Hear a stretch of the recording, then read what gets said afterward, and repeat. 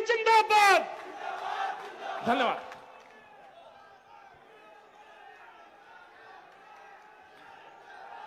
काजी निजामुद्दीन जी,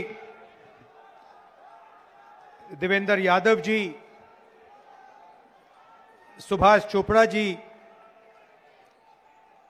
राजेंद्र पाल गौतम जी, इमरान मसूद जी, हमारे कैंडिडेट्स अनिल चौधरी जी, अक्षय कुमार जी, अमरदीप जी, सुमित शर्मा जी और जगत सिंह जी, आगे आ जाइए आप, जो कैंडिडेट्स हैं।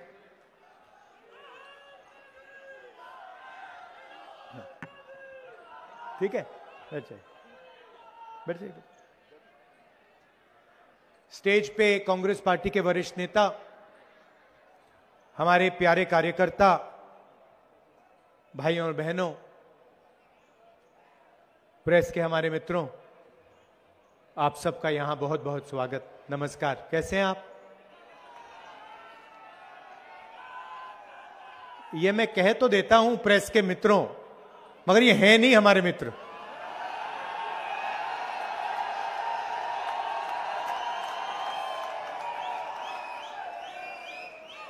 ये जो जनता की समस्याएं हैं, महंगाई, बेरोजगारी, पोल्यूशन, इंफ्रास्ट्रक्चर, इनके बारे में तो ये बोलते ही नहीं है। अंबानी जी की शादी दिखाते हैं, उसमें मोदी जी भी जाते हैं, ये भी जाके डांस करते हैं। 8-10 करोड़ रुपए की घड़ी होती है। देश में युवाओं को रोजगार नहीं है। दिल्ली में सांस नहीं ली जाती।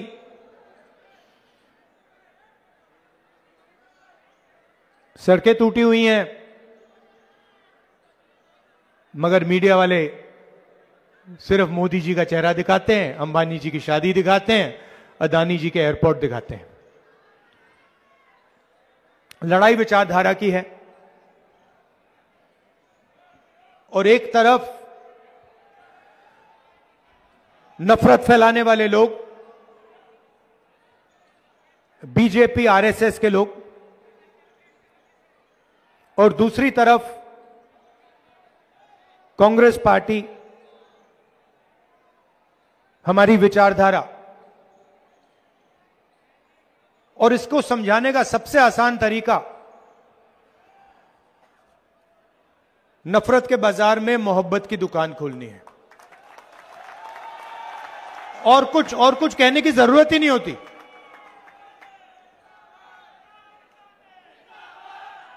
हम नफरत का हिंदुस्तान नहीं चाहते हैं।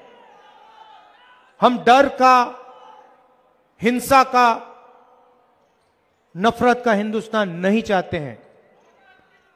हमें मोहब्बत की दुकान चाहिए। और दूसरी तरफ आरएसएस, बीजेपी, जो भाई को भाई से लड़ाते हैं, एक धर्म को दूसरे धर्म से, एक जात को दूसरी जात से, और बीच में केजरीवाल जी जो भी मन में आता है कह देते हैं। पहले आए थे, छोटी सी गाड़ी थी, कहा था नए तरीके की राजनीति करूंगा। इलेक्ट्रिक पोल पर चढ़ गए थे, याद होगा आपको, याद है कि दिल्ली को बदल देंगे।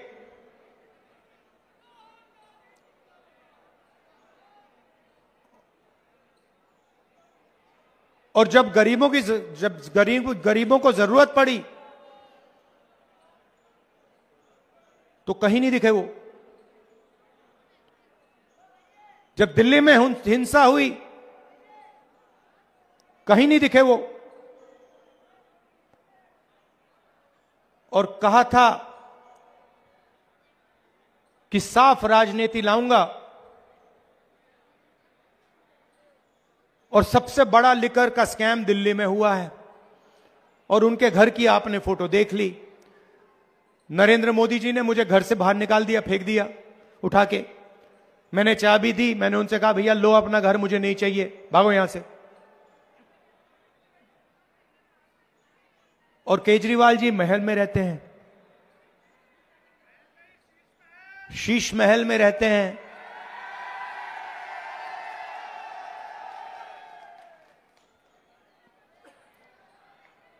तो यह सच्चाई है। और लड़ाई किस बात की है? लड़ाई संविधान की है, अंबेडकर जी की संविधान की, गरीबों के संविधान की। बीजेपी ने साफ कहा 400 पार और हम संविधान को बदल देंगे। उनके नेताओं ने कहा कि संविधान को हम बदलेंगे। कुछ दिन पहले मोहन भगवत जी कहते हैं 15 अगस्त को सच्ची आजादी हिंदुस्तान को नहीं मिली थी, आजादी तो नरेंद्र मोदी जी के आने के बाद हिंदुस्तान को मिली है। इसका मतलब मोहन भगवत जी ने इसका अपमान किया, कॉन्स्टिट्यूशन का अपमान किया, अंबेडकर जी का अपमान किया। अगर 15 अगस्त 1947 में आजादी नहीं मिली तो इसका क्या मतलब है? आजादी का फल हमारा संविधान है और बीजेपी के नेता कह रहे हैं कि हमें आजादी नहीं मिली। आजादी तो हमें मोदी जी के आने के बाद, जब राम मंदिर का उद्घाटन हुआ है, तब मिली है। और राम मंदिर के उद्घाटन में आप मुझे बता दो, एक गरीब व्यक्ति आपको उस उद्घाटन में नहीं दिखा होगा। अंबानी दिखे, अदानी दिखे, सब बड़े बड़े लोग दिखे, अरबपति दिखे। और हमारी जो राष्ट्रपति हैं, आदिवासी हैं, उनको वहां तक नहीं जाने दिया। नई पार्लियामेंट बिल्डिंग का उद्घाटन होता है, नरेंद्र मोदी जी कहते हैं हिंदुस्तान की राष्ट्रपति नहीं जाएंगी, उद्घाटन वो नहीं करेंगी। तो ये अरबपतियों का हिंदुस्तान चाहते हैं, 5-10% का हिंदुस्तान चाहते हैं। और संविधान कहता है कि इस देश के सब लोग एक जैसे हैं, समान हैं, कोई कम नहीं है, कोई बड़ा नहीं है, कोई छोटा नहीं है। हिंदुस्तान के सारे नागरिक एक समान है। कॉन्स्टिट्यूशन में लिखा हुआ है, इसमें लिखा हुआ है कि इस देश में किसी को नहीं डरना चाहिए। इस देश में, इसमें कहां लिखा है कि एक अरबपति को हिंदुस्तान के सारे एयरपोर्ट, सारे पोर्ट, डिफेंस की इंडस्ट्री, इंफ्रास्ट्रक्चर, सारा का सारा पकड़ा देना चाहिए? कहां लिखा है इस किताब? तो यह डर फैलाने का लक्ष्य है। यह हिंदुस्तान का धन अरबपतियों के हवाले करना चाहते हैं, यह आपको लड़ाना चाहते हैं। हिंदू मुसलमान, एक जात के लोगों को दूसरे जात से यह लड़ाना चाहते हैं। और फिर जो आपका धन है वो आपके जेब से निकालकर अरबपतियों को देना चाहते हैं। और गलतफहमी में मत रहिए, ये अदानी जी जो हैं, ये नरेंद्र मोदी जी के बहुत खास मित्र हैं। ये जो करोड़ों रुपए हैं, असलियत में ये अदानी जी की कंपनी है, मगर कंट्रोल नरेंद्र मोदी जी के हाथ में है। यह सच्चाई है। जीएसटी का पैसा आप देते हो,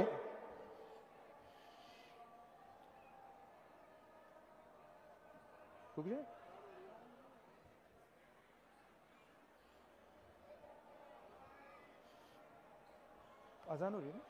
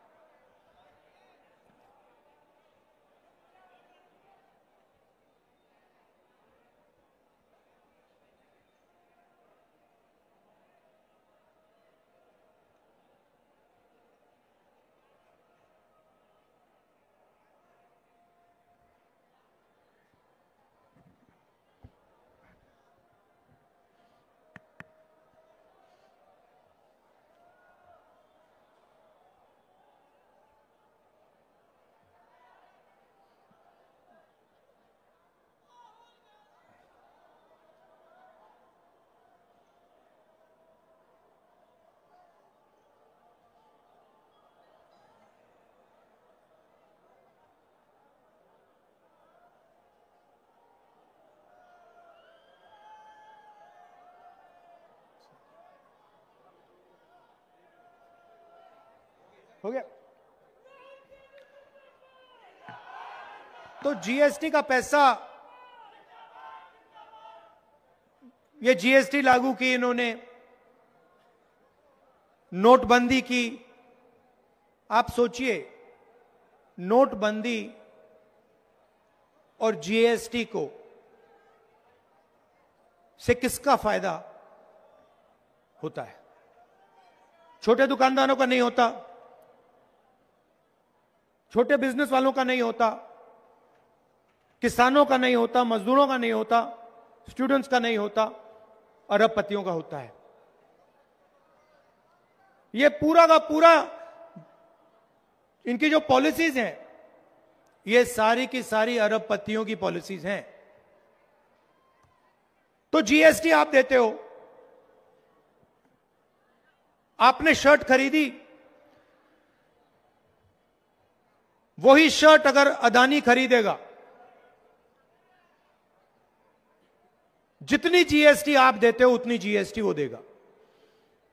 आपने किसी रेस्टोरेंट में खाना खाया, जितनी जीएसटी आप दोगे उतनी जीएसटी अदानी देगा। तो जीएसटी आप देते हो। आप अपने बच्चों को प्राइवेट कॉलेज यूनिवर्सिटी में भेजते हो, लाखों रुपए लग जाते हैं, बैंक लोन लेना पड़ता है, खून पसीना देकर आप प्राइवेट यूनिवर्सिटी में, कॉलेजेस में अपने बच्चों को भेजते हो। बीमार होते हो, फिर से प्राइवेट अस्पताल में। आपने अपने आप से कभी पूछा है कि ये जो प्राइवेटाइजेशन हो रहा है, ये जो हमारे जेब से लाखों रुपए लिए जाते हैं शिक्षा के लिए, स्वास्थ्य के लिए, बिजली के लिए, पानी के लिए, ये किसके हाथों में जाते हैं? ये आपके हाथों में नहीं जाते। हिंदुस्तान को 5-7% लोग चलाते हैं।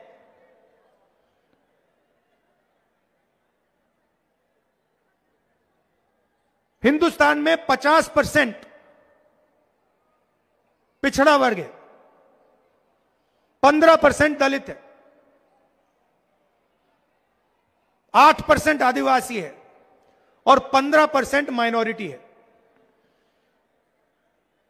सबको जोड़ दो तो 90% आबादी है। दलित, आदिवासी, पिछड़ा वर्ग, माइनॉरिटी। उसमें आप मुसलमान, सिख, ईसाई, सबको जोड़ दो, 90% बनता है। 500 कंपनी है जो है हिंदुस्तान की सबसे बड़ी, ये मीडिया के जो मालिक हैं, अदानी, अंबानी, इन 500 कंपनी की लिस्ट निकालो, आप हैरान हो जाओगे। मालिकों की लिस्ट में आपको एक पिछड़े वर्ग का, एक दलित, एक आदिवासी, एक माइनॉरिटी नहीं मिल सकता, तो है ही नहीं। उनकी मैनेजमेंट की लिस्ट निकालो, जिनकी 90% आबादी है, उनका आपको एक आदमी नहीं मिलेगा सीनियर मैनेजमेंट में। मुझे दिखा दो, नाम बता दो, अदानी की कंपनी में दलित व्यक्ति का नाम बता दो जो मैनेजमेंट में है, जो चला रहा है कंपनी को। करोड़ों रुपए की सैलरी है। आपसे कहते हैं कि भैया आप लोगों को बच्चों को कॉलेज यूनिवर्सिटी भेजना चाहिए, बड़ा सपना दिखाते हैं। आप लाखों रुपए कॉलेजेस में डाल देते हो, सपना देखते हो कि भैया हमारा बच्चा इंजीनियर बनेगा, डॉक्टर बनेगा, आईआईटी में चला जाएगा, आईआईएम में चला जाएगा, मगर आप सर्टिफिकेशन के लिए, ठप्पे के लिए अपने बच्चों को स्कूल, यूनिवर्सिटी, कॉलेज नहीं भेजते हो। आप इसलिए भेजते हो क्योंकि आप सोचते हो कि अगर हमने बच्चों को शिक्षा दे दी, इंजीनियर बना दिया, डॉक्टर बना दिया, तो उन्हें रोजगार मिलेगा। और देश की सच्चाई है कि आपको जो भी करना है कर लो, लाखों रुपए डाल दो, बच्चों को मेडिकल, इंजीनियर, जो भी बनाने बना दो, मगर आज के हिंदुस्तान में आपके बच्चों को रोजगार नहीं मिल सकता है। तो सपना आपको देते हैं, आपकी मेहनत का पैसा प्राइवेट यूनिवर्सिटी में जाता है, कॉलेजेस में जाता है। प्राइवेट कॉलेजेस, यूनिवर्सिटी को आप लोग नहीं चलाते, उनके मालिकों की लिस्ट में आप जैसे, आपके नाम का कोई है ही नहीं। आपके जेब से धड़ाधड़ पैसा निकलता है और फिर आपको पता लगता है भैया इंजीनियर बन गया, लॉयर बन गया, बीए कर ली, एमए कर ली, मगर मजदूरी कर रहा है बच्चा। यह गेम है और यह गेम मीडिया वाले करवाते हैं।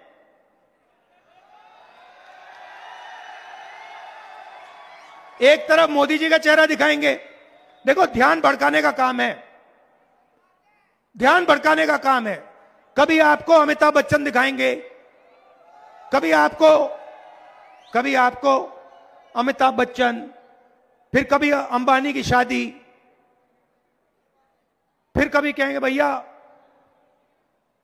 देखो भैया उधर बड़ा क्रिकेट मैच चल रहा है, डांस गाना होगा, मन की बात होगी, मगर काम की बात मीडिया वाले कभी नहीं करेंगे।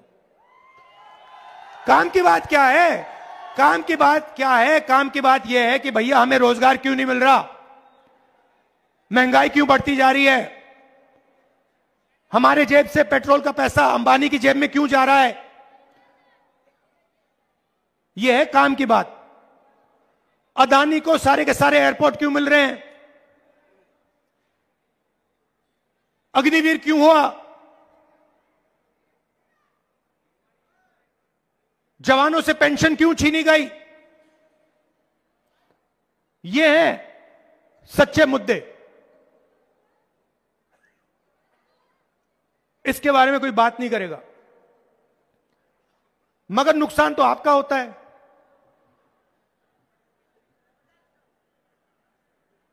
दुख तो आपको होता है, मेहनत आप करते हो, और होता क्या जा रहा है, अरबपतियों का हिंदुस्तान बन रहा है। 100-200 लोग हैं, उनका नाम आप जानते हो, अदानी, अंबानी, बिरला, टाटा। वो जो भी सपना देखना चाहते हैं देख सकते हैं, जो भी करना चाहते हैं कर सकते हैं। उनके बच्चे कुछ भी करना चाहें तो कर सकते हैं, मगर आप सपना नहीं देख सकते। आपको रोजगार नहीं मिल सकता, आपको महंगाई से राहत नहीं मिल सकती। क्यों? क्योंकि पूरा सिस्टम आपसे चोरी करने का, आपसे पैसे लेने का और आपके ध्यान को भटकाने का सिस्टम है। तो हमने कहा, पार्लियामेंट हाउस में मैंने नरेंद्र मोदी के सामने बोला,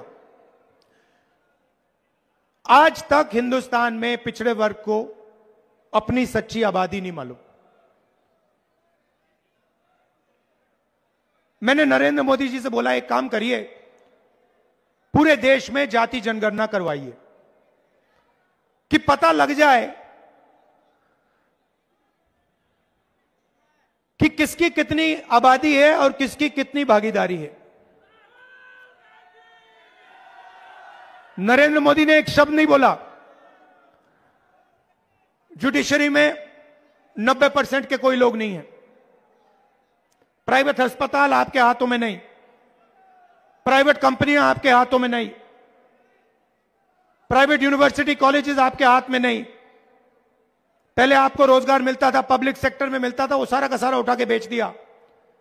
पहले आप सेना में जा सकते थे, अब कहते नहीं भैया सिर्फ 4 साल रहोगे, उसके बाद ना आपको पेंशन मिलेगी ना शहीद का दर्जा मिलेगा। यह फर्क है कांग्रेस पार्टी और उनमें। मैंने तो सीधा मोदी जी से कहा है कि देखो भैया, आप करो ना करो, हमारी सरकार आएगी, जहां भी आएगी वहां पर हम जाति जनगणना का काम एकदम शुरू कर देंगे और हम पता लगाएंगे कौन सी संस्था में कौन कौन लोग हैं इस देश में, किसकी कितनी भागीदारी है, और बदलाव लाएंगे। हमने यह भी बोला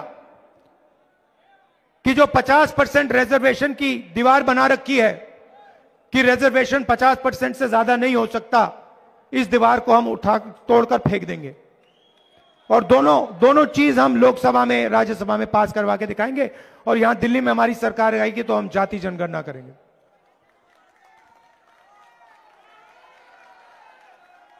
यहां पे आपके अनिल चौधरी जी हैं, इनका आप पूरा समर्थन दीजिए, पूरा समर्थन कीजिए।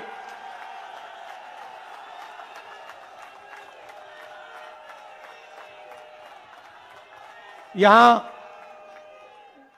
पहले सिसोदिया जी कैंडिडेट थे ना, सिसोदिया जी से, तो सिसोदिया जी यहां पहले कैंडिडेट थे, जो लिकर स्कैम के आर्किटेक्ट हैं केजरीवाल जी के साथ,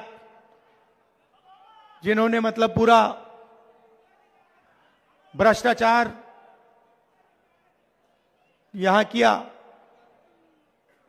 तो वो तो यहां से भाग के चले गए, डर के मारे भाग के चले गए। अच्छी बात है, आप अनिल को भारी बहुमत से जिताइए और याद रखिए, देखिए सबसे जरूरी चीज हिंदुस्तान के भविष्य के लिए नफरत के बाजार में मोहब्बत की दुकान खोलनी है, नफरत के खिलाफ लड़ना है। मोहब्बत का हिंदुस्तान चाहिए हमें नफरत का हिंदुस्तान नहीं चाहिए, हम नहीं होने देंगे। और इस देश में किसी को नहीं डरना चाहिए, किसी को भी नहीं डरना चाहिए। ये हम सबका देश है, ये मोहब्बत का देश है, ये भाईचारे का देश है, ये एकता का देश है और इसके लिए और संविधान के लिए हम लड़ते रहेंगे और हमारी जीत होगी। आप सबका बहुत बहुत धन्यवाद, दिल से धन्यवाद। नमस्कार, जय हिंद। अब मैं यहाँ के ब्लॉक